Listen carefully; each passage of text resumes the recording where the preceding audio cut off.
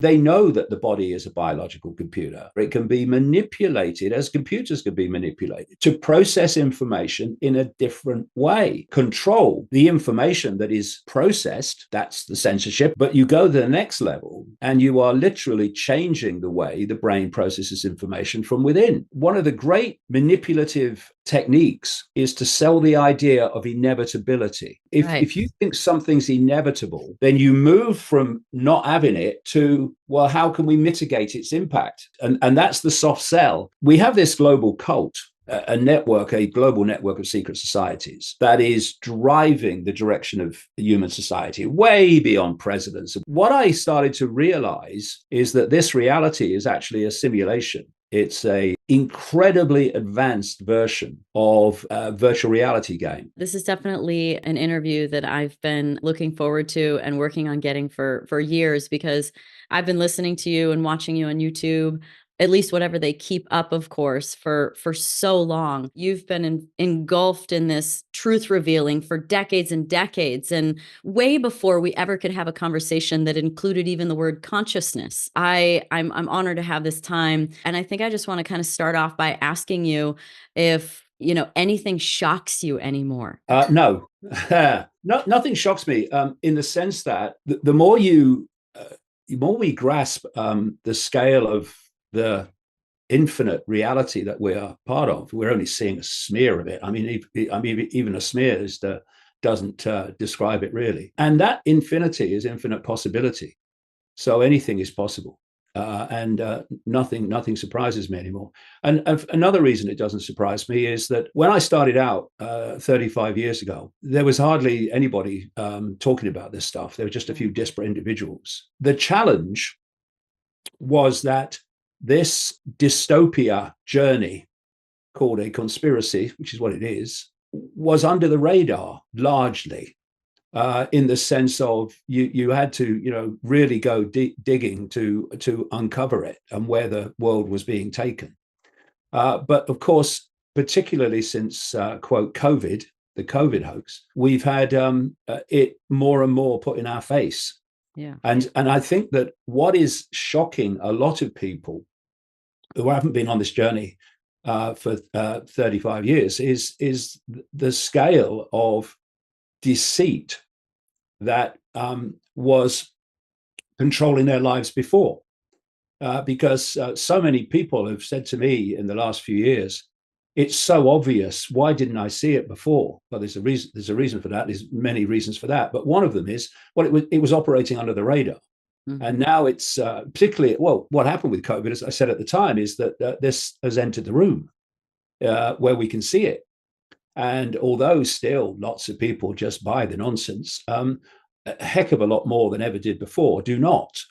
But my concern has been, particularly since the COVID period, is that what we call the alternative media, that part of it, because I mean the alternative media's got absolutely fantastic people in it, but that core that attracts all the algorithmic support and all the funding. I mean, we've had stories running yesterday and today about some of the unbelievable funding that some of these people get.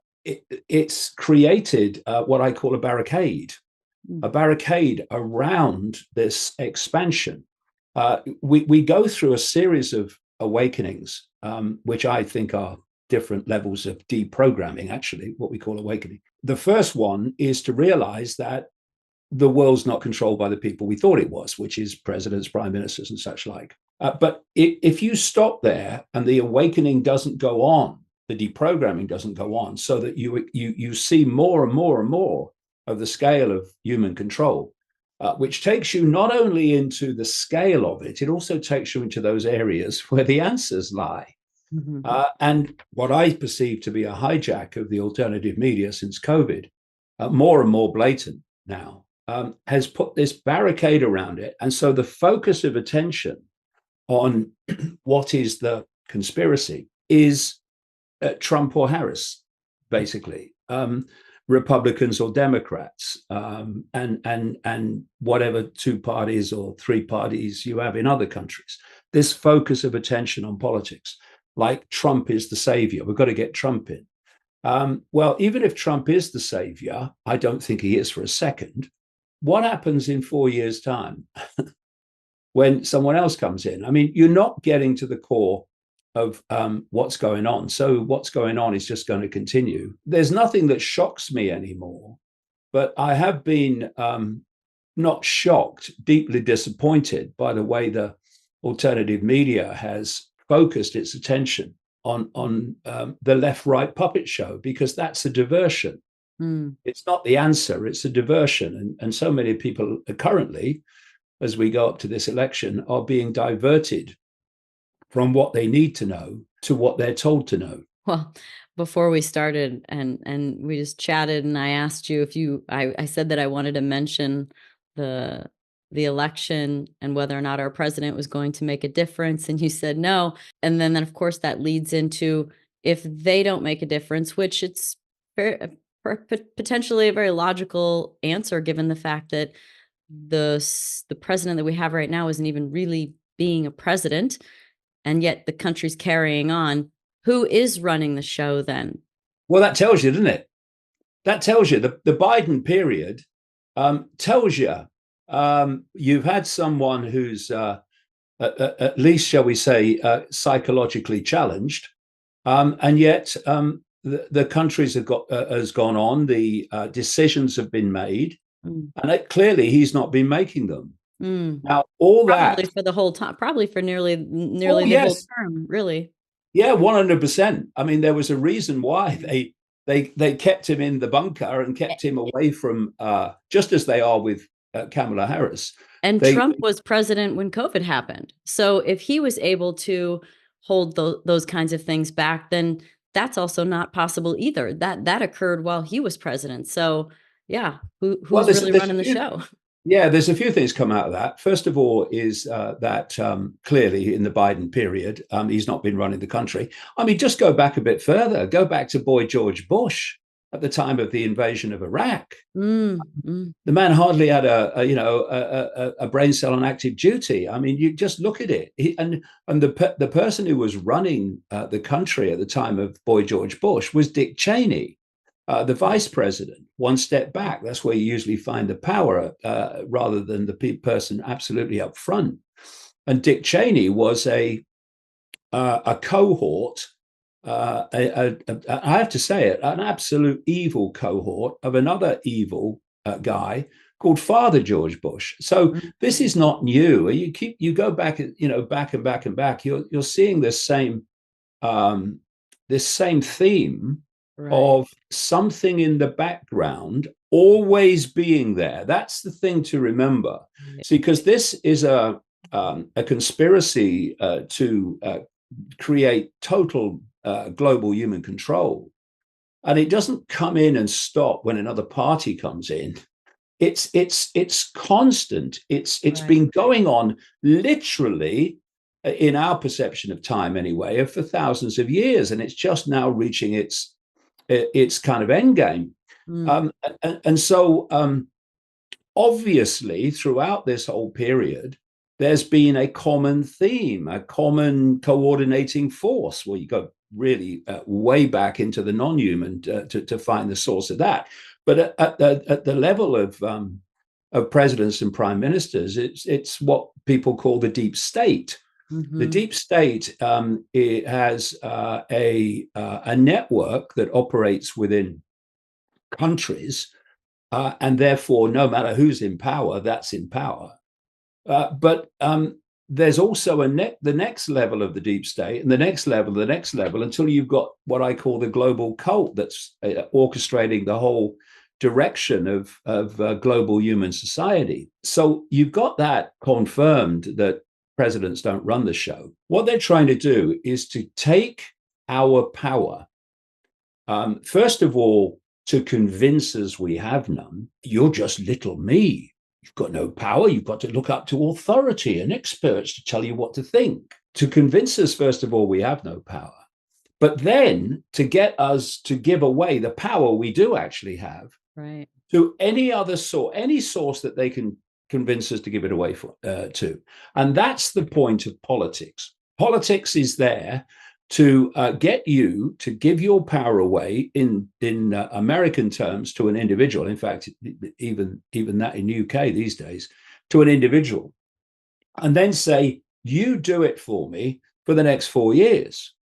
And then they go and run your life and dictate your life for the next 4 years. And then what happens is you have another election and you think, well, I didn't like him, so I'm gonna vote for them. Which is always why it keeps going back and forth in a general rhythm. Exactly. And then and all the time you've got tens and tens and tens of millions of people who are voting for, say, Trump, who, if they simply cease to cooperate with their own enslavement, like 70 odd million apparently voted for him, I was reading, then the system couldn't function. Because that would be people collectively taking their power and expressing it in non-cooperation with their own enslavement.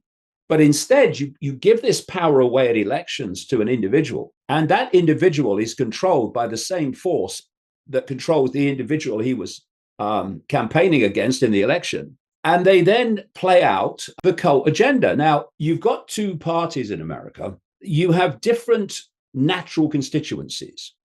So the two parties have to use different rhetoric to keep those constituencies on board. They have to move at slower paces and convince their natural base of the same thing, but in a different way. If you look at the so-called left, it's not the left that I knew. I grew up in the left in politics in Britain. That was the household I grew up in.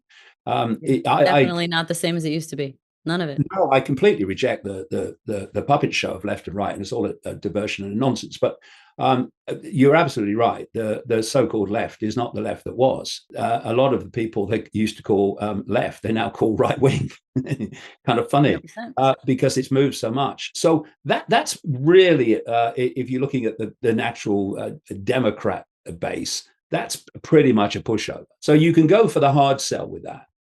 But with the others, like the Trump supporters, they don't want what the wokers will accept and often demand.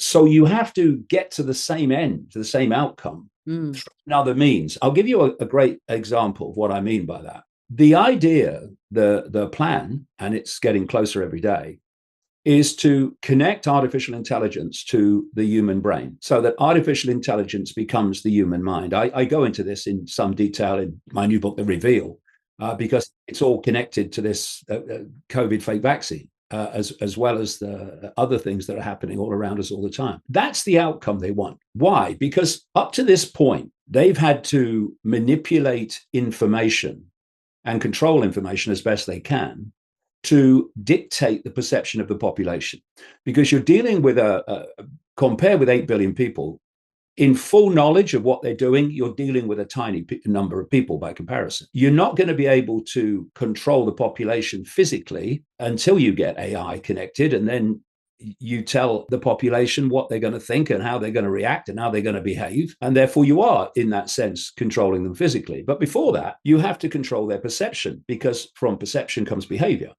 And if you want people to behave the way you want, you've got to get them to perceive the way you want. That's where all the censorship comes in.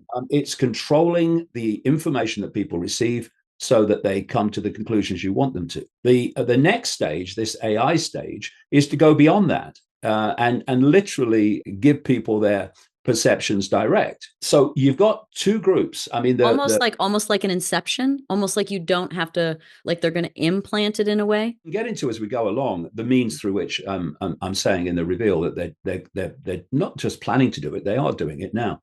But so the outcome is that's what they want. So you've got two groups of people, in theme at least, a woke or democratic type mentality that will go with this. And so you can give them the hard sell through people like Klaus Schwab at the World Economic Forum, Bill Gates, Ray Kurzweil at Google, who's talking about, and did a long time ago now, years ago, talked about the year 2030 when AI would be connected to the human brain. And in his words, from that moment of connection, AI would do more and more of human thinking until human thinking is negligible, actually deleted. So that's the hard sell. But then you've got all these people, tens of millions of them in America and more around the world, who don't want that. They don't want this whole AI controlled dystopian system. They've seen in China what happens with the social credit system and all that, where it's total control. All you have to do is watch Black Mirror and all Yeah. this stuff. It's very Well, scary. I've watched quite a few of those, Yeah. and yeah, they are looking at a dystopian world that this is planned to be, and we're going there faster and faster all the time. So how do you deal with that vast number of people in America alone who don't want what your agenda is? Well, enter Elon Musk. Yeah, I was hoping you would mention him because he's a very like confusing character in his efforts and what he's developed and whether or not he really has human interest at heart or not. And honestly, I don't know if you saw the recent interview about him talking about his son and losing his son to changing genders, but like it sounds like maybe there's a shift within him, but I'm very curious what you think about Elon. There's no shift in what I'm observing, but there is enormous deceit going on. By Elon? Well, he's being played by those that control him. I mean, we can get into the fact that his companies survive, like SpaceX survives, but from contracts from NASA and the Pentagon, government contracts, and others like Neuralink, the brain chip company, which is actually way back from the cutting edge, by the way. We might get into that. But he was involved in ChatGPT too originally, and then when it was sort of run in a way that he didn't like, he got out of that. So it's interesting. And then he gets into Grok. This is one of the points that people I think need to grasp about the whole AI arena. You've got to have fake competition and fake rivalry. It might not be fake absolutely at the point of delivery, but it's fake in the bigger picture.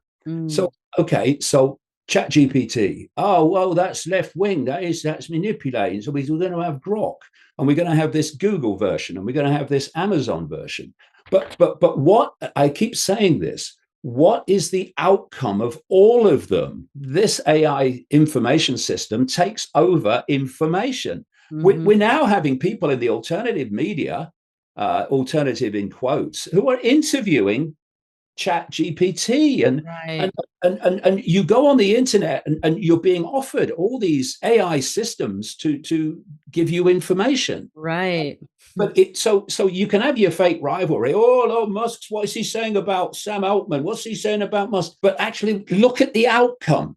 And the outcome is that these things are taking over. Because from a global cult point of view, this global network of secret societies I talk about, they control Musk, they control Altman, they control ChatGPT, they control Grok, they control all of them.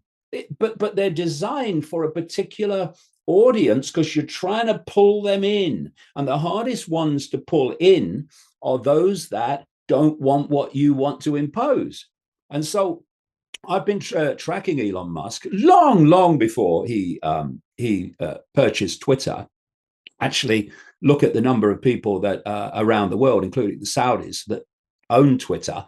You wonder how much their commitment is to free speech, and Qatar and places like that are involved in Twitter ownership. Anyway, so and in that pre-Twitter period, there were people in the alternative media who were calling Musk out because you've only got to look at his companies to see that they're serving the agenda in many and various ways. SpaceX massively, and we can get into that when we come into this AI hive mind situation that I've been talking about. But that all stopped the moment he bought Twitter X and started letting a few people back on.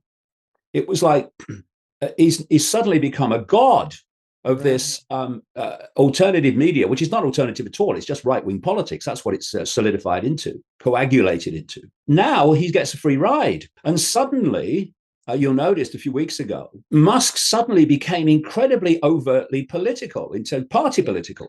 Well, the Trump interview on X was Yeah, Big launching pad for that. in a really, really intense way. He's doing it all the time now. And he's Yeah. been offered a job and accepted it in a Trump Right. administration, right? What's happening? You're looking at the soft sell to the AI human to convince that big constituency that will be supporting Trump. What's Musk saying? He's saying that AI is inevitable. Its development is inevitable. It's not. It's the result of choices. But he's saying it's inevitable. And therefore, it could be the end of humanity. He's been saying that for a long time. Okay. Well, first of all, why do you keep bringing out more and more AI? But he then says that to overcome AI making humans obsolete, humans must be fused with AI and fused with artificial intelligence. So let's have a look at that. Okay, hard sell, fuse humans with artificial intelligence, hive mind. Soft sell, well, it could be dangerous. It could be the end of humanity, but if we're going to survive, we got to fuse humans with artificial intelligence. And because they've built Musk into this free speech hero, he's not. Let me come to that in a second. He is given a free ride on all this, and people say, "Oh, yeah, you can trust Elon." Well, you can't. Do you know? And these are official figures. The pre-Musk Twitter was taking down content 50% of the time when governments and authorities and courts demanded it. Under Musk Twitter X, that content is taken down 80% of the time. And see, it's all a perceptual game. So what's happening is you'll pick a fight with a country like Brazil at the moment, right? And people will go, "See, he's standing up for free speech."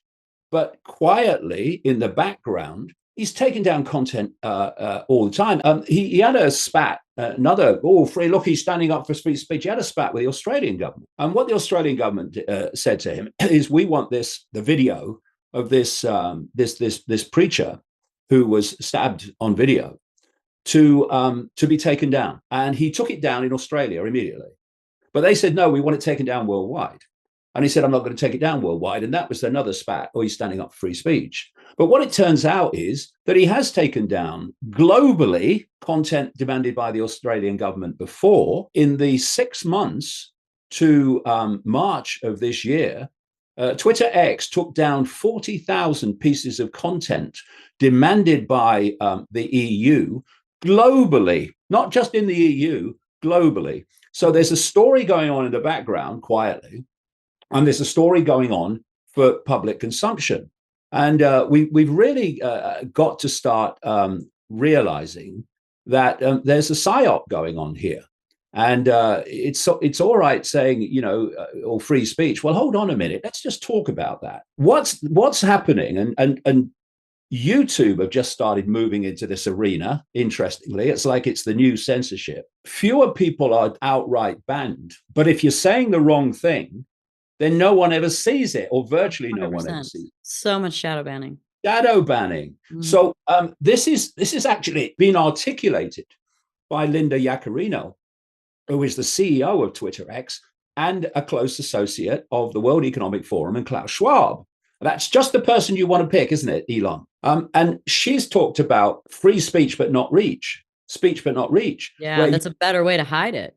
Because if you're actually fully shut down, you can say that will get out somehow.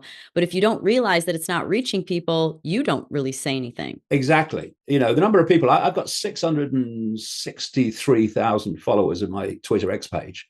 And the number of times people say, I never see your post, mate. Oh, yeah. Right? What? Same for me. I mean, I had a friend say something not long ago that was like, I realized I hadn't seen your stuff in a while. And sure enough, you've been shadow banned. And I was like, huh, fun. That's exactly what's going on. And she talks about lawful but awful. So who decides if something's, it's lawful, but who decides if it's awful? Well, they do. And so what you've seen, I've watched this. I mean, I'm on the case every waking minute. I've watched this happen. This center of the alternative media that's created this barricade of myopic focus on only politics. They get massive algorithmic support. And others, wonderful people who are on the outside of that barricade brigade and are open to a greater sense of what's going on, they don't get that support. And of course, the person that gets most algorithmic support on Twitter X is Musk.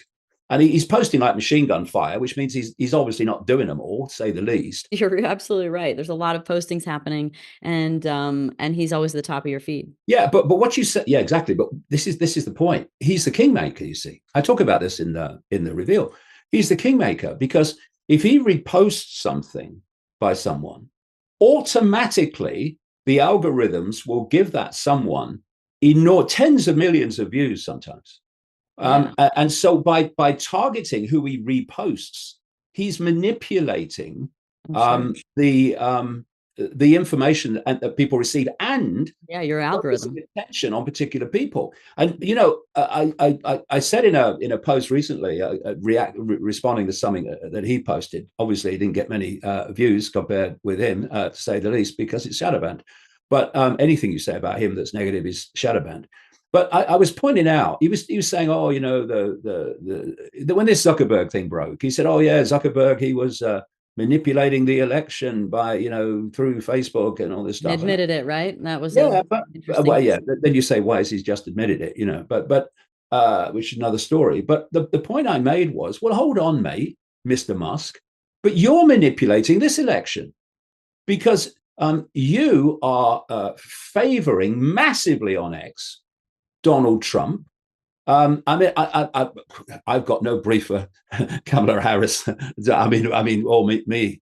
God, are you kidding? I've got no brief for Trump either, but I've got no brief for either of them.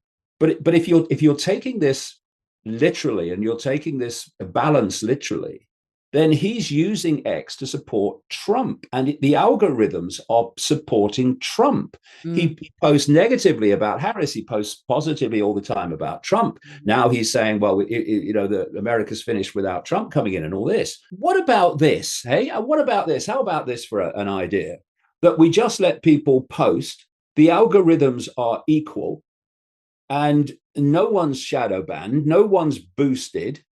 And people just make their minds up what they want to believe on the basis of what they see. How about that for an idea? It's way too simple and not nearly manipulative enough. No, it's not. They're not interested in that because they have their team to support, and so this is what we're dealing with. And you know, if we stay with Musk for a second, and I could talk about him for hours, really, given the research I've done on him, but he's got these companies, and one of them is SpaceX. And if you look at the background to SpaceX, he went on a trip to Russia with a CIA operative called Michael Griffin. And bizarre as it may sound, the idea was to buy intercontinental ballistic missiles from the Russians.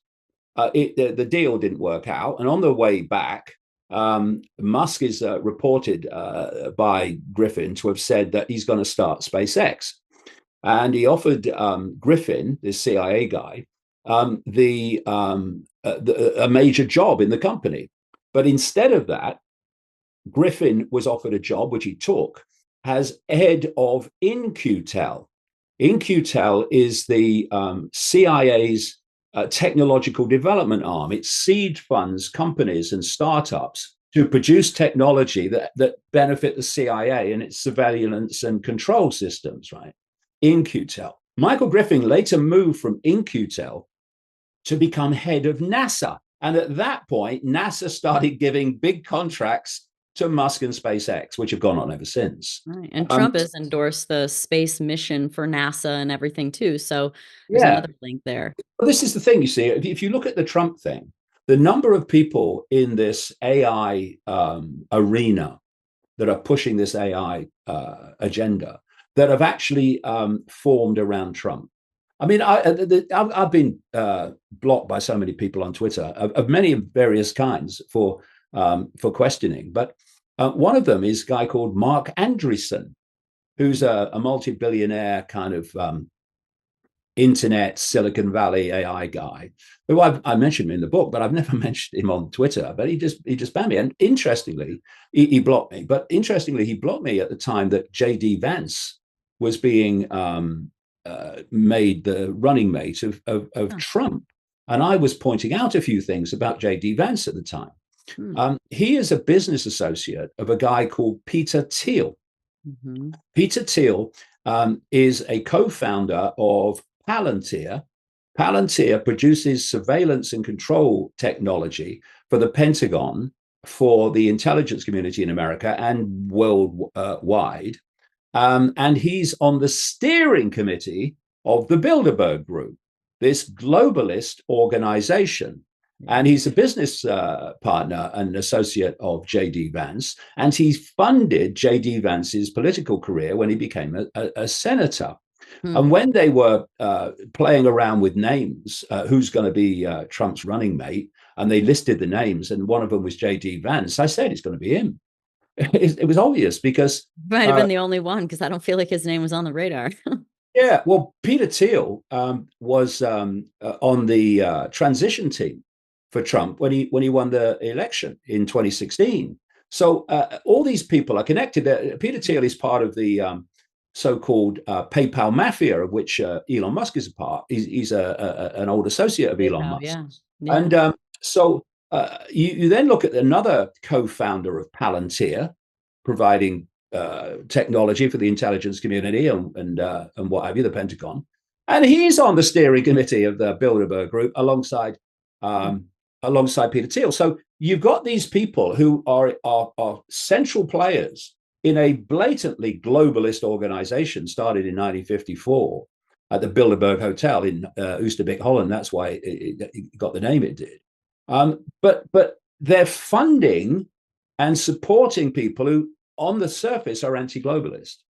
So what you've got, again, we come back to this. You've got the hard sell, easy pushback, no pushback, and you've got the soft sell, and the soft sellers are everywhere around Trump for this whole AI agenda. So if we go back again to SpaceX, SpaceX is putting up because of this system they call Starlink.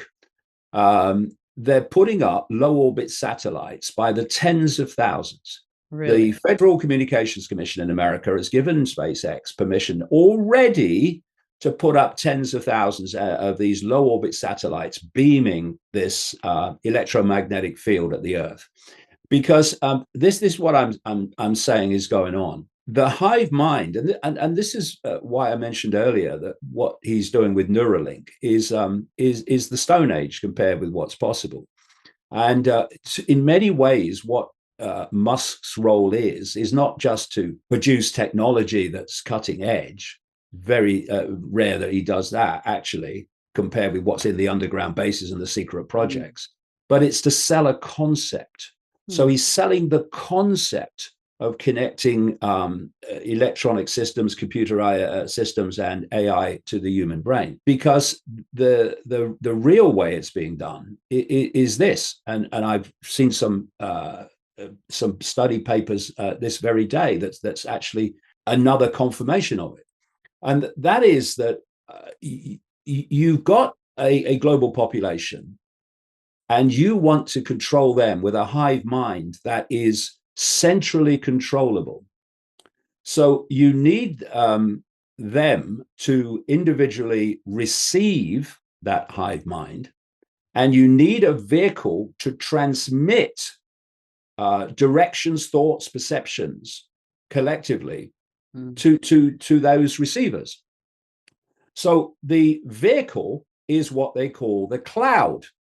This is what Kurzweil at Google has been talking about in terms of the AI connection to the human brain. He's talking about being connecting humans to the cloud. Sure. I mean, I've had a service on my phone for a decade now that sends a frequency that helps you get to a higher frequency because of the EMFs and everything that come off the phone. So while you're talking about getting plugged into AI, they can affect us from a frequency standpoint without an actual transmitter like inside of the body. So, I mean, I don't know if you ever saw the show Westworld, but the end of that I ended didn't. with, showing how they can literally control the masses with frequency, and the tower that's doing it is invisible to the naked eye unless you thin that veil enough or you change your frequency to be able to see. And you're like, there it is. And they're the Exactly. crazy ones.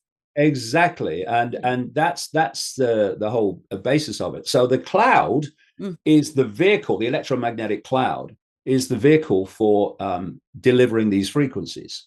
And this is why they have tried so hard to have the fake COVID vaccine, which is not a vaccine by any previous criteria, infused into every human, preferably multiple times. Well, alongside of that came 5G, which was definitely a suspicion on what was implanted inside the body that could then be activated by 5G. Well, that's the point, you see. I mean, during the COVID lockdowns, they said only essential work. Well, essential work included putting 5G towers all over the place. And while people were locked away in their homes, they were doing it without any challenge. What are you doing? What are you doing? And you come out and suddenly there's these 5G towers. But not that I was locked away in my home. I wouldn't have it. I went out whenever I wanted to. But the point is, these two are absolutely connected. So you can generate this cloud from towers in urban areas and towns and cities. Yeah, you can. But if you're going to hit every inch of the planet, which is what the game is, you've got to do it from space. And that's what the low orbit satellites are all about. I mean, SpaceX is by far the leader in doing it, but there are others as well. And the more they put up, and you'll see Musk bragging about more of these satellites have gone up on Twitter X, and so that's the vehicle through which they want to deliver these frequencies of perceptual manipulation and control. But the fake COVID jab, and now they're moving other vaccines to that system on purpose, is with this in mind. Just adding, you're saying adding ingredients or adding things into that Yeah. vaccine. What's been found, and I've studied this a lot. I was contacted by a group called La Quinta Columna in Spain that was on the case of what's in the fake vials, vaccine vials from the very early days, and I've seen the work of other people too, who've looked at blood of not just fake vaccinated people, that obviously that's worse, but also non-vaccinated people who are getting it from other sources, which I'll come to. They are seeing under very, very powerful microscopes, electron microscopes rather, self-replicating nanotechnology that, in their words, appears to have a form of consciousness, to form these systems that are building in the blood. A significant number of people,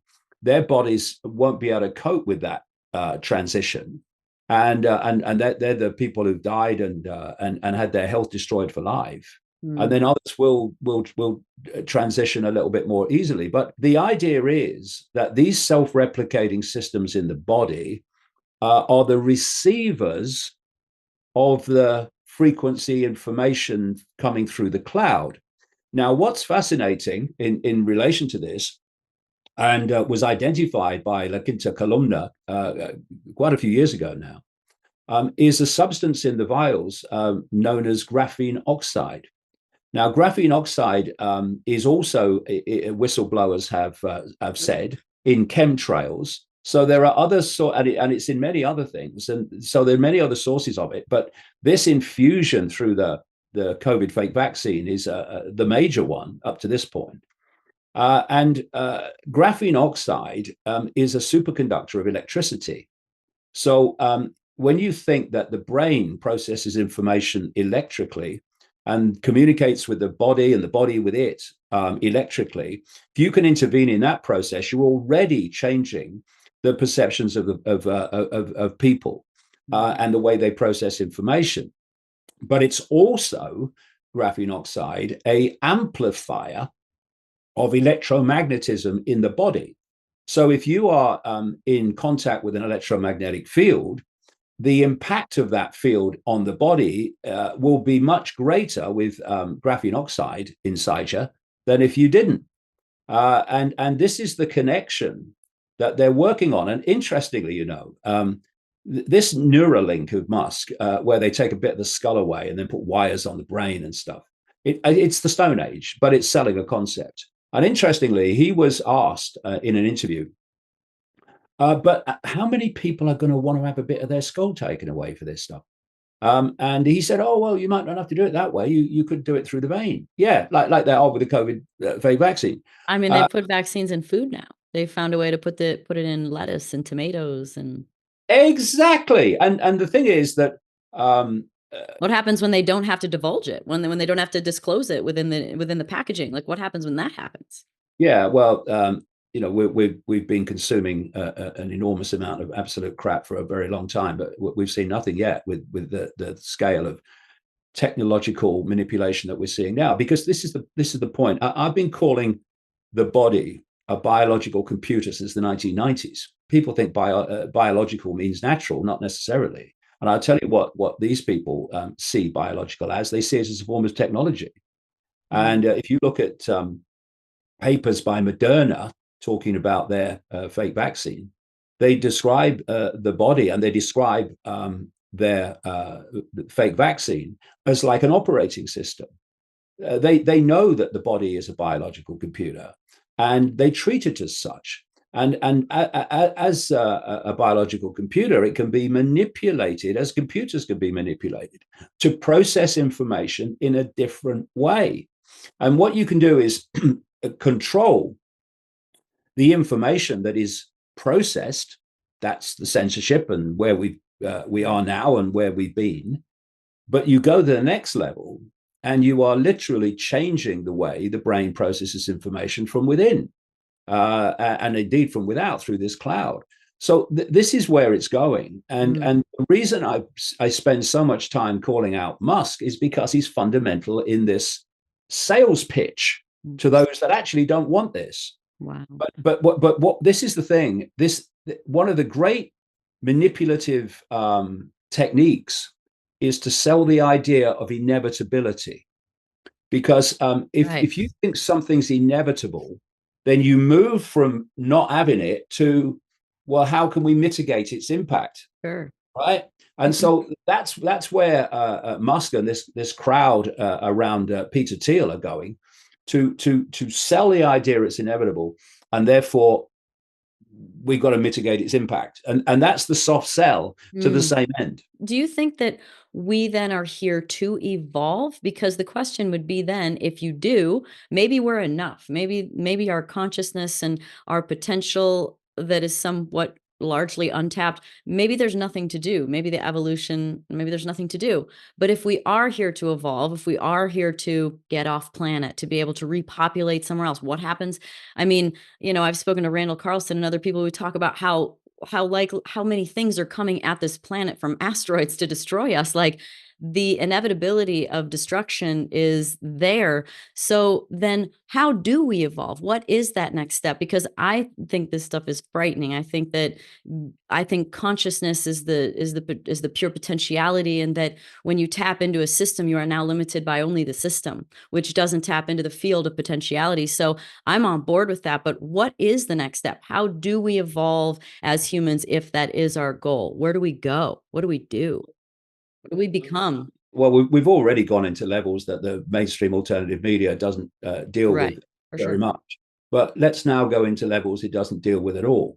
The levels where the answers lie, as well as the true scale of human control. Are we here to evolve? No, it's a trap.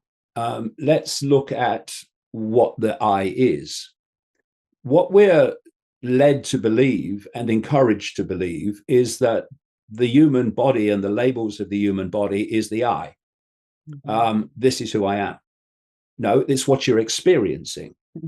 What you are is consciousness, the having that experience. Yeah. But why are you having the experience? Look around the world. Anyone think that humans are evolving? Really? Some are, because they've become conscious beyond the program. But most people are still stuck in the program. Look through known human history and see the constant common themes that never change. Like the vast majority look to the minority authority to tell them what to do and tell them Like an what to ancient think. Rome, the mob, it's Same, but it's the same thing. yeah. It may have a different historical setting, And it may have different rhetoric, but it's the same story. And actually, that goes on even when we leave this realm, as I'll come to. So my approach, right all the way through this 35 years, has been to know that there's one thing that is unquestionable, and that is whatever we think we know at any point, there's always more to know. So you're constantly asking, okay, I think I get this. So what don't I know? And what don't I know? And what don't I know? And what that does is drive you deeper and deeper and deeper in the rabbit hole, instead of walking around the outer rim of the rabbit hole and calling it sussing the conspiracy. Not even started. Where that's taken me, it took me from around the mid 1990s, to an understanding, and this is all through research and experiences that I had, and people I met, and books that I read, yes, and documents that I saw, multiple sources pointing in the same direction. We have this global cult, a global network of secret societies that is driving the direction of human society way beyond presidents and prime ministers. Sure. Well, when you mentioned presidents and the Bushes, I mean, the Skull and Bones and different secret societies have been, spoken about for some time now. Yeah, but there is a whole web of them which interconnect. And I've talked about this in many interviews and in great detail in the books. What I started to realize as I was researching this in the early 1990s, now I'm seeing bombshell information, new revelation, right? Okay, and I'm thinking I was writing about that in about 1995. It's a lot of this has long been researched and is now being regurgitated and called the latest revelation. And what that's doing, of course, is holding the line in this barricade instead of moving on. I was looking at the way that this global cult worked, but then I started to realize that these famous, now billionaire people who were these cultists who were running this cult, although the real people in control are always in the shadows, they were taking part in satanic ritual and human sacrifice ritual.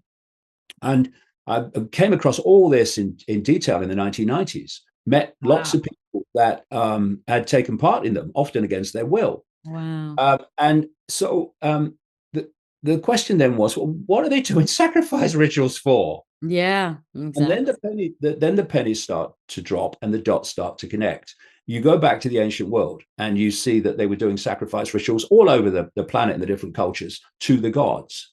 And then there came a point where humans, most of them anyway, reached a point of maturity where they weren't having that anymore. So it went underground and into secrecy, what we now call Satanism. You then start to realize that these gods actually exist. They're not gods at all, bunch of prats, but they're perceived as gods by these people who worship them. Who are these gods? And you realize that the gods, quote, that these people today, these cultists today, many famous people are doing these rituals to, these sacrificial rituals to, are also the same gods that the ancients were doing rituals to. So who are these gods? And when you really, really want to get to the bottom of what's going on, you have to research so many different subjects.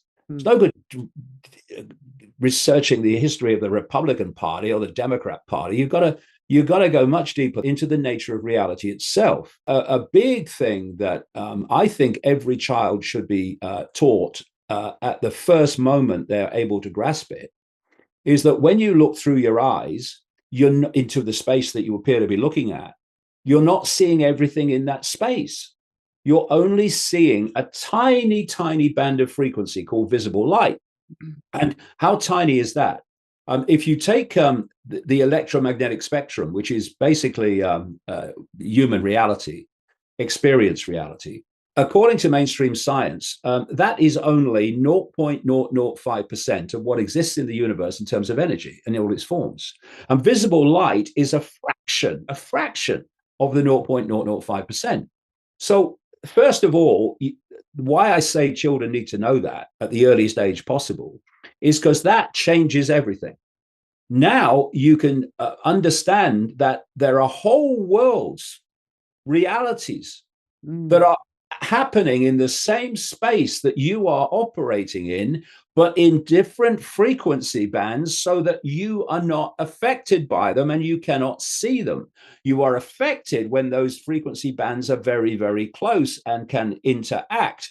But the higher frequency bands, well, they're way beyond human perception. Immediately, you start to understand how people can see a craft or an entity appear out of nowhere and disappear into nowhere. Because what they've not appeared out of nowhere and disappeared into nowhere, so that people in five sense reality go, that's ridiculous, that's impossible. They've entered visible light, and to you they have appeared out of nowhere, and they've left visible light, and to you they've disappeared into nowhere. It's all about frequency. So suddenly, when people have said to me over the years, well, whether you say these non-human entities manipulating human society, where are they then? Why can't we see them? Well, the answer is you can hardly see anything, mate, because they operate outside, not far outside, actually, of human perception. And so what they're doing with these rituals is they're interacting with these entities they perceive as their gods. I've talked to people who've taken part in these rituals who have described how these entities, often reptilian, but not always in nature, but absolutely non-human, have appeared in these rituals. Because of the energetic match environment that has been created by the ritual. The Satanists of today, like the ancients, they do these rituals in the same place over and over and over again. And what this does is thin out the vibrational frequency difference between the two dimensions. It makes it easier to slip into this one, albeit briefly. Sure. I mean, even when you look at ancient places in the world, they're stacked on top of each other, positive or negative, probably then. Like churches you go to ancient Egypt or you go to different places on the planet and they build on top of each other, like as if that location matters. Back in the 1990s, I was invited by the guy who was producing it to go to Canterbury Cathedral in England, a major British cathedral, which goes way, way, way, way back. It's because he was putting on something called a passion play. It's basically the Jesus story, but it's played out in cathedrals. After the cathedral closed to visitors, before the production started, I had free reign of the place, and I was walking around. And what they were doing at that time is they were excavating. They were doing repairs and what have you, and they were excavating deep in the cathedral, under the floor.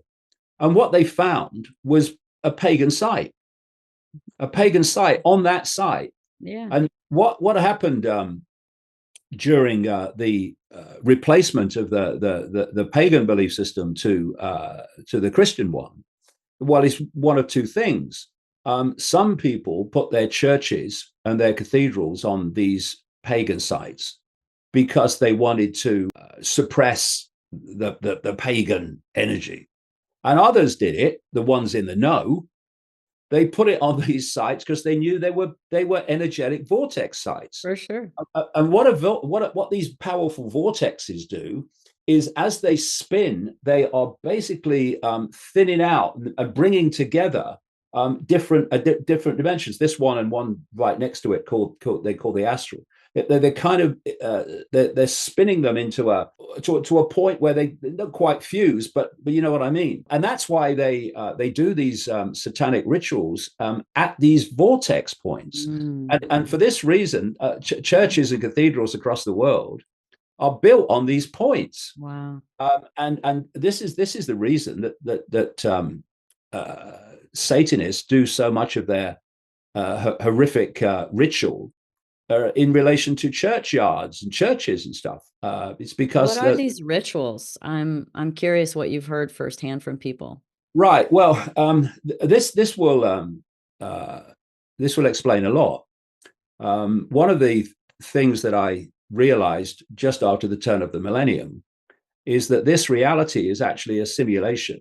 It's a incredibly advanced version of a virtual reality game. And I got that download myself in an experience. I was sort of shown in a psilocybin experience that like I went so far away that the way I had to come back, the first construct that I had to agree to was the mind. That was the matrix. Yeah. And I had to Yes. buy in. I had to Well, forget and I had to buy in. that is something I go into in the reveal. Mm, Some detail, quoting people who've had the experience that yeah. you talk about, and other experiences relating to that. So I realize this is a simulation, and I can talk about how it works. It's very simple to explain how it works. Let's finish up with that because I think the real ending is like, what do you do? So I'd love for you at the end to explain what the matrix is and how we do it. So, but after. Yeah, the question was, why the simulation? Mm, Why yeah, would they create a simulation to hoodwink our perception of the very reality we're experiencing?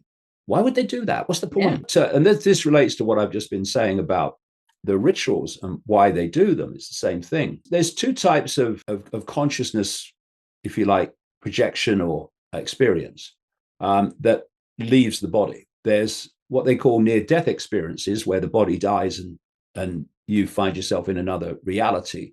And there's, with the body still alive, the ability to project your consciousness into this astral dimension that right. interpenetrates this one, Hmm. like radio stations and TV stations. One of the people that popularized these out of body experiences was a guy called Robert Monroe. And he became very skilled at it. And to such an extent that the CIA got interested and Hmm. put Hmm. together a Hmm. group of people that could project their consciousness in this way into the astral, and perceive and experience the astral as a result. And along with Monroe, and they called it the Gateway Process or the Gateway Project. Is this remote viewing? Is this some of this the remote Well, viewing stuff that the CIA used? it's beyond me remote viewing, actually. And interestingly, what they found was they developed this. Monroe developed this concept of what he called hemisync, or hemisphere of the brain synchronization. Hmm. That if you could synchronize the two hemispheres of the brain it into a coherent frequency, then it was possible to Going. project your consciousness out into the astral. Well, first of all, in this Gateway Project, and this has come from military sources that were involved in it, Hmm. they saw so many reptilian entities in the astral, these people taking part in this Gateway Project, that they gave them the name of the alligators in the project. Have you seen any alligators? And the other thing that Robert Monroe said he learned in his astral travels was that there are entities in the astral which are feeding off low vibrational human emotion and mental energy frequencies.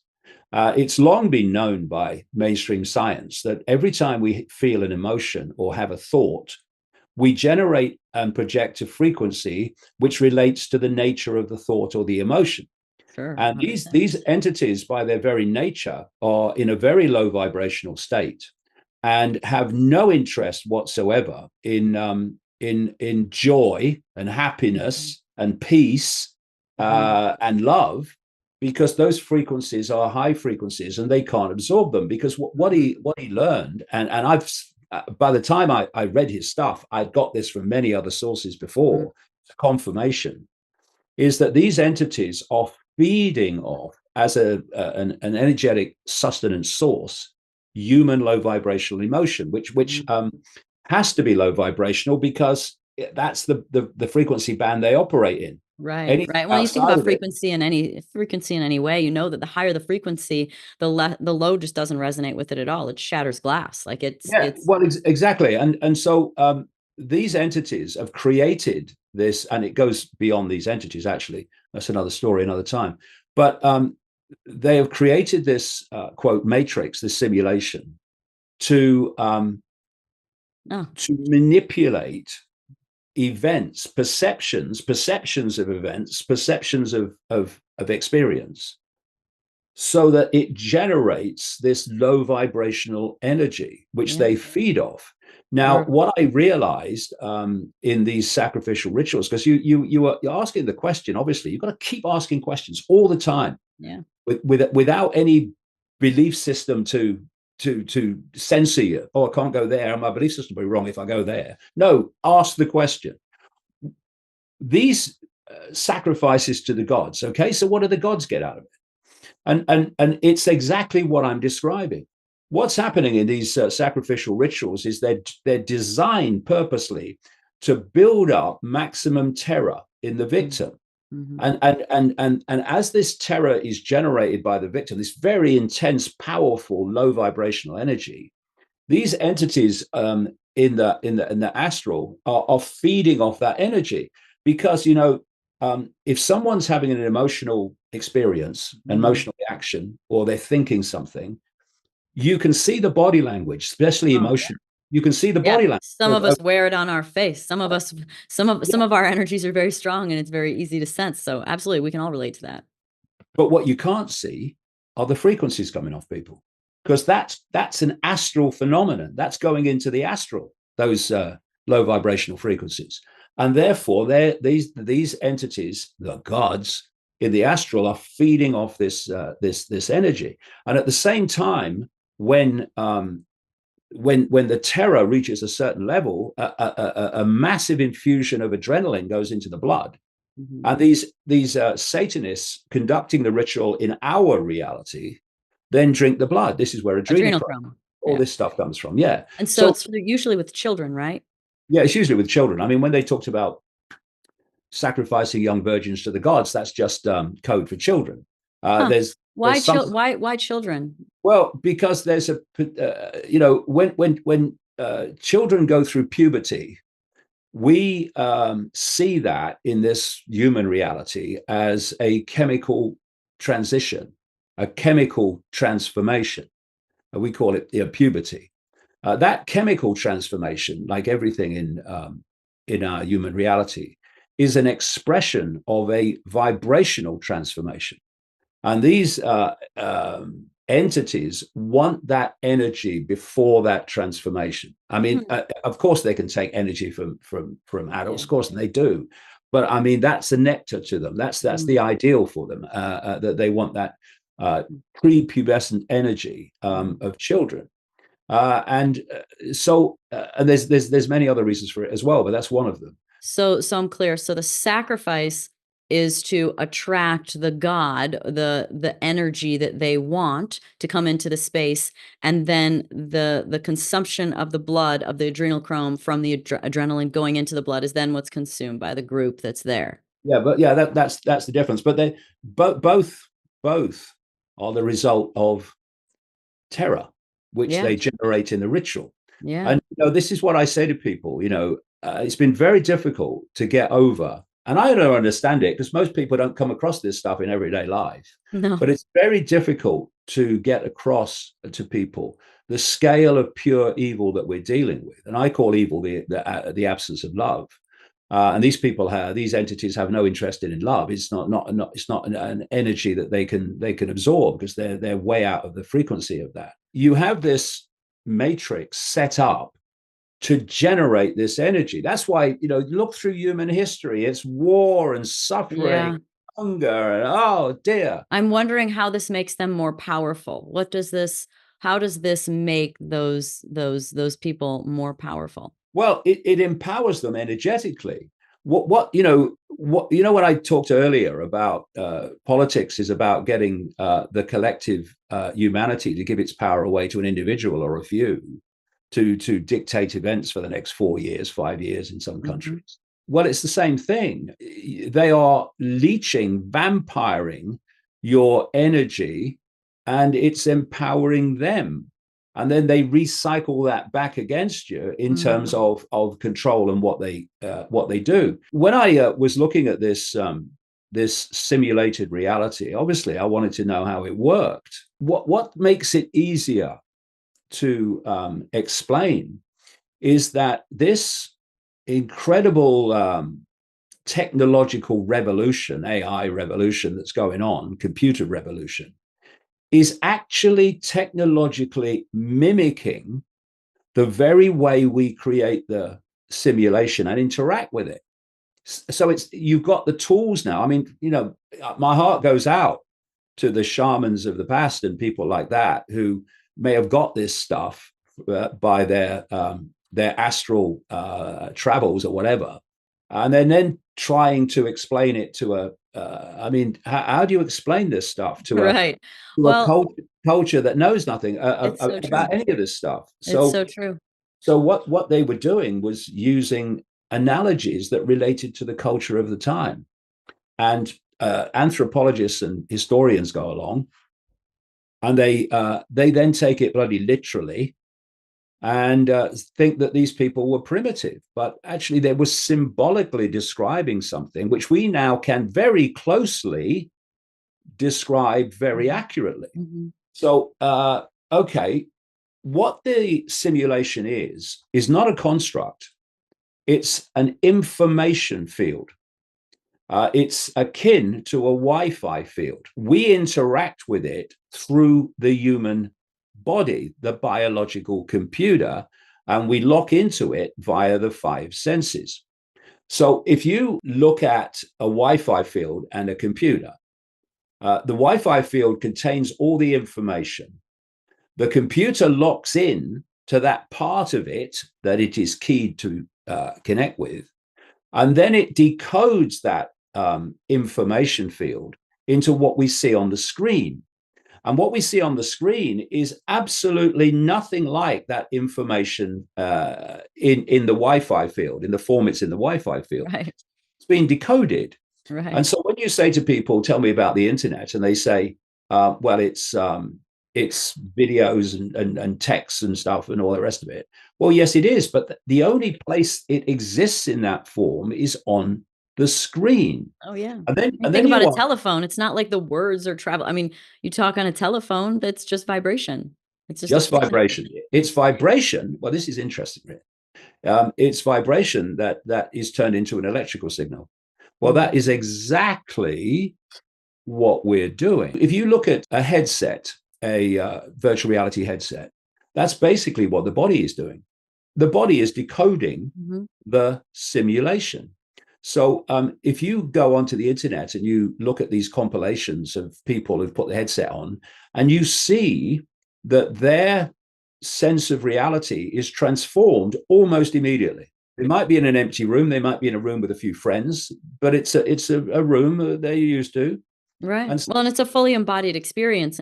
For me, it's when you have a fully embodied experience, whether it's through plant medicine or an emotion or something significant that happens in your life, fully embodied, you can't unknow it. but if you look at what these headsets, if you look what they're doing, they're tapping into the five senses. They're tapping into the sight senses, the sound senses, and all that stuff. And they are overriding the normal reality that we would experience. And they're falling off their chairs, they're screaming, they're shouting, Yeah. because their sense of reality has been overridden. Sure. They have an emotion, they send the frequency, it's a whole thing. Yeah, overridden in seconds. They can take the headset off and realize it's just a game. But if your headset, your decoding mechanism is your very biological computer body, then you can't take it off short of either dying, the body dying, not you, or projecting your consciousness into the astral. Otherwise, what's happening is your computer is decoding the Wi-Fi field, the simulation, into the reality that we think we're experiencing, which is nothing like what we're actually experiencing. So again, if you go back to that vibration electrical signal, if you look at what mainstream science talks about in terms of how the five senses work, they're picking up frequency information and they're turning it into electrical information, which they communicate to the brain, and the brain then forms it into what I say, and many others say who've studied this, into a digital holographic form, which is basically a 3D holographic version of a computer screen. And that's what we are experiencing as an external reality, when actually it's in here that it's going on. Just as if you look at a computer, you're observing the screen from outside, okay, but the decoding is going on inside. The reality actually is inside, and you're only seeing an external screen vision of it. What happens in what we call death is that the biological computer ceases to function. So as soon as you enter this reality you are experiencing through the body, The body decoding system is delivering to you a reality that is nothing like actually it really is within this band of frequency in terms of sight sense called visible light. And while you're in the body and you're going through life, it's continuing to deliver that reality, that simulation reality. Your parents have got headsets on, your teachers, your professors, your mates, the newsreaders, journalists, politicians, workmates, they've all got headsets on, and they're all decoding basically the same reality, basic reality. They perceive it in a different way, depending on them, but their basic reality is the same. And so everyone's confirming to everyone else that all this is real. And it's not. It's a decoded illusion, what I call an induced dream. Mm. And so when you leave, when your body ceases to function, death, it ceases to decode the simulation. At which point you find yourself in another reality. Yeah. Why? Because your focus of attention hasn't moved. What we call death is only a transfer of attention. That's all it is of our consciousness. But then the next question I had was, okay, I can understand why consciousness might be tricked into this simulation once, but you've only got to travel around the world. I've been to 60 odd countries, not most of them in the last 35 years, but I can't go to many now because I'm banned from loads of them. But I'm banned from nearly 30 European countries and Australia, plus a lot more if I try to get in them. It must be something I'm saying. I do hope so. Funnily enough, all those people in the center of the big names in the alternative media, they can travel anywhere, and they're still on YouTube. And I was off YouTube in 2020 in April 2020 when I exposed the COVID hoax and what have you. So the Epstein list is still clean. So I must be saying something different to them to cause me to have all these deletions and bans when they don't have them. And we're getting into this whole arena now of what that information is. Right. So I traveled around the world, and the vast majority of people in this world are not having a good time. They're having a very bloody hard time. They're trying to survive another day. And so the question I had was, I can understand consciousness being tricked, manipulated into entering this reality. But why do they come back? Because by this time, it was obvious to me that reincarnation was real. I go into this in detail in the reveal. When you see the evidence of young kids who have described previous lives that they could never have known about, in locations they could never have known about, with people they could never have known about. And when they've that's essentially the story of the Buddha too. That's how they find them. But when they've been checked out, the stories, they've found to be incredibly accurate in detail. Yeah. There's a story that I tell in the reveal where there was a psychiatrist, an American-Canadian psychiatrist called Ian Stevenson, who came across some of this stuff and then made it a life's work, basically. And he studied thousands and thousands of these reports and then went and checked them out. And what he was trying to do was debunk them.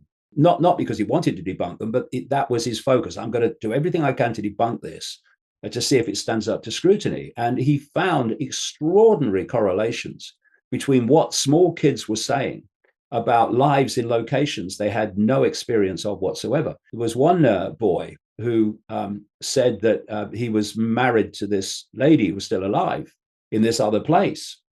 And so they went over to check all this out. And and he said the boy was talking to the quote former wife as if she was still his wife. And then the wife said, "We never found your will. If you're who you say you are, we never found your will. Where's the will?" And he went over to a floorboard in the kitchen and pointed at it, and they took the floorboard up, and there was the will.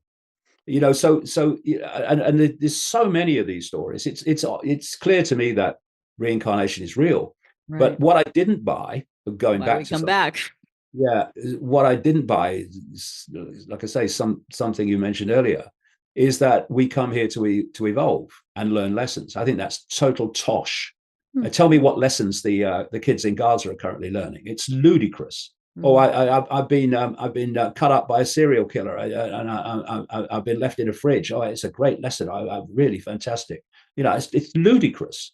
What all these things do is produce enormous, fantastic amounts of what what Robert Monroe called loosh, i.e., this low vibrational, emotional, mental energy. That's what is happening all around us all the time in Mm. conflict and war and suffering and bombing and hunger and desperation. And that's the reason to produce this bloody energy. It's not to evolve. I started looking at near-death experiences, and I've watched and read enormous numbers Yeah. of these near-death experience accounts, and they are very, very common in theme. What I found interesting is talking to people who remember the incarnation process.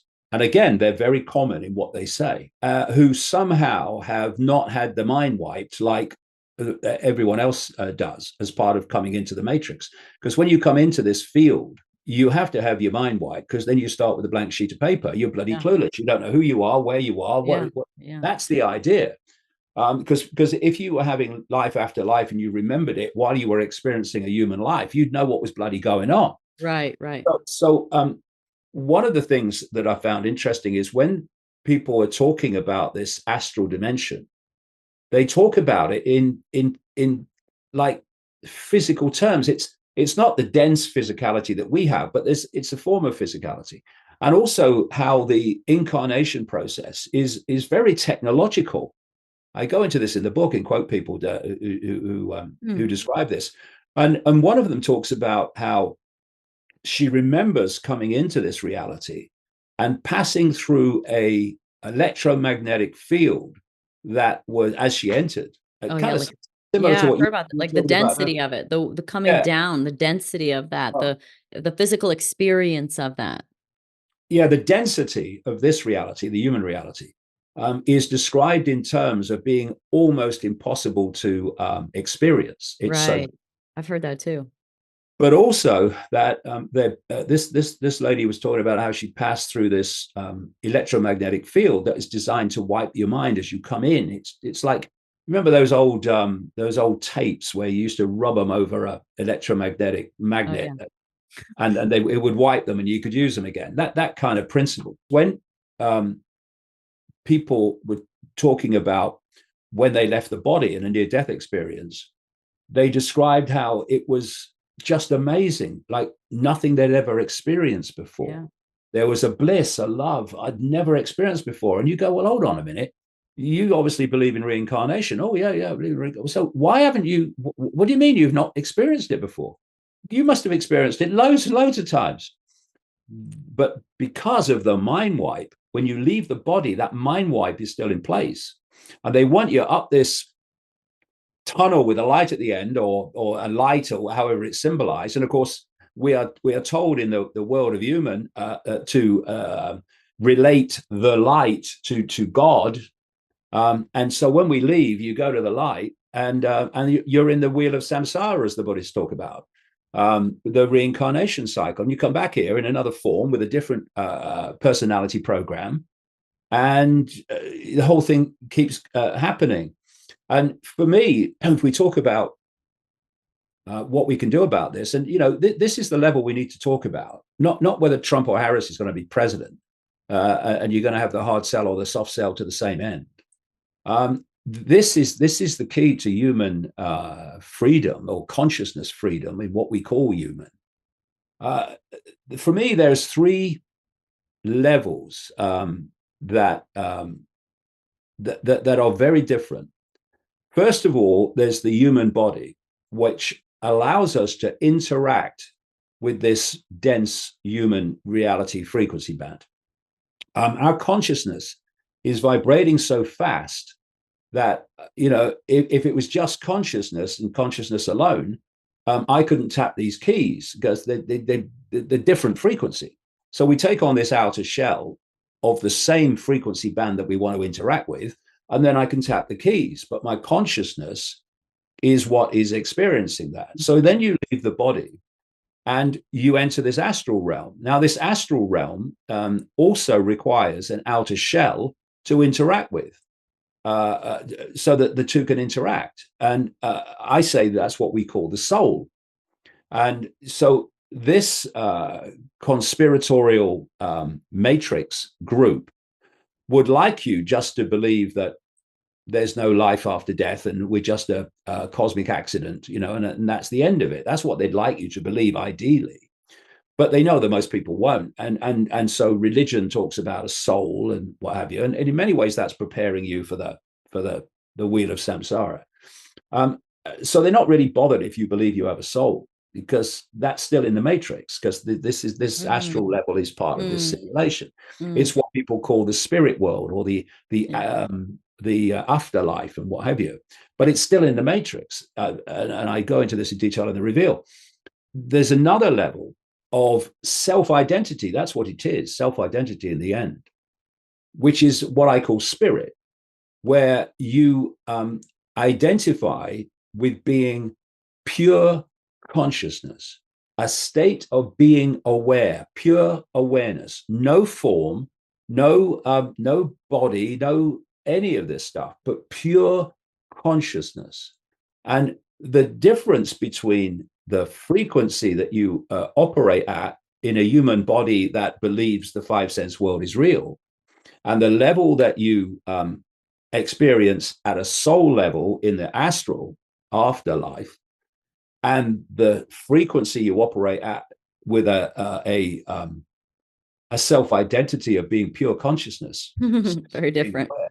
Completely different. Yeah.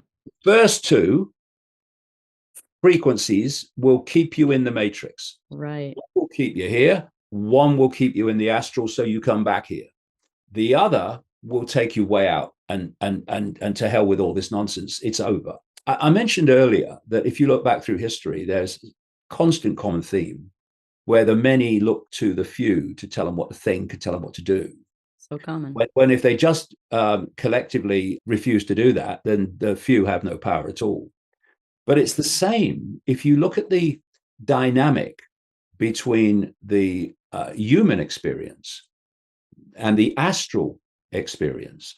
They're the same in this sense. The astral is obviously a lot less dense. That's why it feels like heaven, a lot compared with this, but it's a lot less dense, yes. But the dynamic is the same. So most people in their human life are looking to authority to tell them what to think. They're looking to experts, doctors, scientists, tell me what to think. Right. And then when you leave the body, not least because this mind wipe is still in place, you listen to these near-death experiences, and when they leave the body, they find themselves with spirit guides or religious heroes. If you're Christian, you'll see Jesus. If you're a Muslim, you'll see some Islamic hero and what have you, and so on and so forth. You might see loved ones. I go into what they really are in the reveal. And basically, because you're in a state of confusion, mind wipe, you follow them. And one of the common themes of near-death experience accounts is the life review, where they say they watch their life played back to them, while elders, wise men with beards and kind of went through their life with them. Right. And you hear near-death experiences all the time saying there's no judgment in the afterlife. Well, hold on a minute. I've been listening, reading to what you said happened, and they're bloody total judgment. What they do. That's a different level, though. To me, that's a different level. They're getting you to judge yourself. The point I'm making, however, is that as in the human body, people look to authority figures to tell them what to think and what to do and what to believe. In the astral, the same process goes on a more tricky level, because it's with a shaman, or it's with your father, or with a loved one. All that stuff. And I explained in the reveal how they do this. The whole simulation is run by AI, an AI on a level that is way beyond even what we see in the public arena today. And a lot of this astral AI is what's coming into the human frequency band and transforming it and turning it into a complete AI control system. The point is, though, that you can get out of all this so long as you change your self-identity from the identities they give you. Here it's you're just a human, and you're the labels of a human life. That's who you are.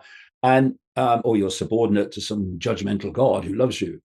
Or in the astral, oh, well, you're here to learn lessons, and oh, yes, oh, you've got your karma, and oh, you're going to go back and pay back your karma, and all this stuff. It's nonsense. The thing is, it's not a little bit bloody nonsense. It's all nonsense. The whole thing is a bloody trick. So what's the way out then? And we have the capacity to leave the trap, so long as we leave the perceptual states that they infuse into us. And look at a maverick. What happens to mavericks in a human life? They are marginalized. They're strange. They're dangerous. They're ridiculed. Yeah. Because they are the ones that have started to see it. That's why they act differently to the program that everyone else acts out. Right. And the whole thing is to control perception. Absolutely, the stadium in which human control and astral control is played out is control of perception. And that we need to take it back, and we can. But if we, they'll just stop falling for belief systems. Right. So what's your advice then for people to be able to have more autonomy of their reality and be able to shift their perception and have the opportunity to live a life that is not in that negative downward spiral of frequency where you're being siphoned by outside entities, but where you get over that hump where you start to spiral in a more positive, higher frequency direction? What is the first big step that everyone should take? Well, I think there's one big step: self-identity. That's it. I've seen all the gurus and the New Age teachers and people like that, and a lot of them tend to complicate things and make it sound complicated. You go on a quest, or you do this, and you drink green tea. I've got nothing. No, I can't stand green tea, but I've got no problem with people who do that. Well, what I'm saying is, it's much simpler than that. Self-identity. If you identify with the labels of a human life that are given to you, then you identify with limitation immediately. You're identifying with the realm of the five senses, the illusory physical, the holographic realm, in which virtually everything seems impossible because of the perceived physicality. If you perceive that you are still under the control of these afterlife entities helping you to evolve, well, you are identifying with another level of the trap. If you can do it in a human body, you can do it anytime, you can do it now if you want. You move your self-identity from the labels of a human life. You even move them from the idea of soul, the incarnate soul, and you start to, not conceptually, that's just an intellectual exercise. You perceive yourself to be, and the more you do that, the more it ingrains into you and integrates into you. You perceive yourself to be just consciousness, all consciousness, a unique expression of infinite possibility. That is pure consciousness, pure awareness. Everything else is just an experience for that consciousness. It's not you. It's not real. It's what you're experiencing. And that takes you into what it does is it starts to remove you from the drama. If you look at what keeps you in the matrix, it's drama. So right. I mean, this is how I've always looked at politics. I'm like, oh, it's just like, get the popcorn and watch, man. It's just distraction. Or like you look at television at night and you see people standing on stage with ridiculous costumes on, and you're just like, oh my God, this is just a distraction. That's exactly right. What happens is, instead of being an actor on the stage, you're in the audience just observing it. Yeah. You step back. It doesn't mean you don't do what you can. My goodness me, I can't be accused of not doing that. But you become the observer. And I'll finish on this, but there's two types of dream, because I say this is an induced dream. There's two types of dream. There's the dream which you believe is real, and that pulls you in emotionally and mentally. You can wake up in a sweat and say about it. But there's another kind of dream. I call it lucid dream. Did they call it? That where you know it's a dream. You're having a dream, but you know it's a dream, and you're observing the dream. You're not caught in it, Yeah. and you're not emotionally affected by it, and you're not mentally affected by it. You wake up, you say, "Oh, I've had a very vivid dream," which I knew was a dream when I was having it. And Yeah. and what happens is when you move out of this myopia of self-identity and this myopia of perceiving the world, and you start to expand your self-identity, then what you're doing as a matter of course is you are, as your self-identity expands, you're expanding deeper and deeper and deeper into this infinite realm of consciousness. So you're seeing things, you're understanding things, you're getting insights that you never were there. Yeah, like with this tiny little focal point, you widen it out. I think that's incredible advice, and I think for myself, that's been one of the most helpful tools as well. And it's not because I set out to do that, but as a byproduct of work, I realized that I could get above the situation. Almost like you become more seated in the consciousness as opposed to in like a non-player character, essentially, like in it. I call it in it. If you can just get above it and see it as just things happening, then you don't get the charge, and you don't send that energy charge off that they're looking for you to do with the drama and with everything that pulls you down. You're above it, your frequency stays high, and essentially you can then have an existence that feels much more peaceful. Exactly. Years ago, when I was a journalist, I used to wake up in the morning and put the radio on, listen Mm, to what the latest news was, sure. and I'd often fall back to sleep. Mm. And I would have vivid dreams Oh, yeah, because day it's after coming day. in. And when I woke up, the vivid dream related to the story being run on the radio. Oh, wow, yeah. Right? Well, there's programming. You're always Yeah. awake. But the point is, that was an induced dream. It was an Yeah, induced dream, induced by information yeah. that I was getting. Yeah, Um, clean up your and environment. that's what the Matrix is. It's That's an right. induced dream. Yeah. And we don't have to believe it's real. Because if we do, the Matrix has you. That's right.